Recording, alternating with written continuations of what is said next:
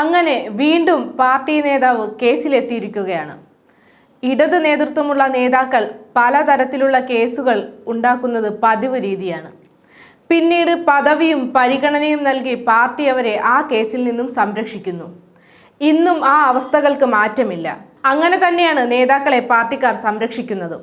Communist പാർട്ടിയിൽ ചേർന്ന് ആ പാർട്ടിക്ക് വേണ്ടി ജീവിതം മാറ്റിവെക്കുന്ന വ്യക്തികൾക്ക് പിന്നീടുള്ള സംരക്ഷണം പാർട്ടിക്കാർ നൽകും.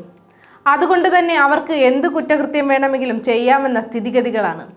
ആ സാഹചര്യത്തിൽ പാർട്ടിക്കുള്ളിൽ ഒട്ടനവധി കുറ്റവാളികൾ വളർന്നു വരുന്നുണ്ട്. അവരെ കൂടുതൽ പ്രോത്സാഹനം നൽകി വീണ്ടും ആ സ്ഥാനത്ത് നിലനിർത്തുന്നു.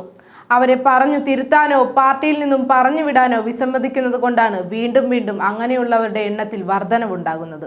അതിന്റെ ഉദാഹരണം എന്ന പോലെയാണ് +1 വിദ്യാർത്ഥിനിയെ പീഡിപ്പിച്ച കേസിൽ പ്രതിപട്ടികയിൽ DYFI പ്രാദേശിക നേതാവും ഉൾപ്പെടുന്നത്. പത്തനംതിട്ട പെരുന്നാട് മേഖലാ president Joel Thomas Ranni DYSP ഓഫീസിൽ കീഴടങ്ങിയെന്നാണ് വിവരങ്ങൾ.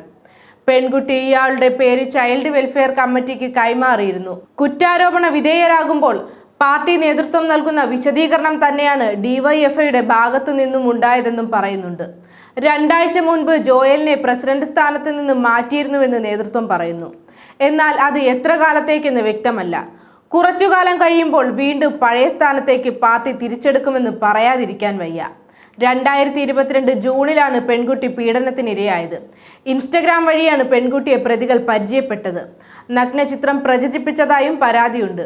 ശിശു സംരക്ഷണ സമിതിയാണ് പോലീസിൽ വിവരം അറിയിച്ചത്. സ്കൂളിൽ പോകാൻ മടി കാണിച്ച കുട്ടിയെ കൗൺസിലിങ്ങിന് വിധേയമാക്കിയതോടെയാണ് പീഡന വിവരം പുറത്തറിഞ്ഞത്. ഇത്തരത്തിൽ പ്രായപൂർത്തിയാകാത്ത പെൺകുട്ടിയെ പീഡനത്തിനിരയാക്കിയ പാർട്ടി നേതാവിനെയും ബാക്കിയുള്ളവരെയും ജനങ്ങളുടെ കയ്യിലേക്ക് വേണം കൊടുക്കാൻ.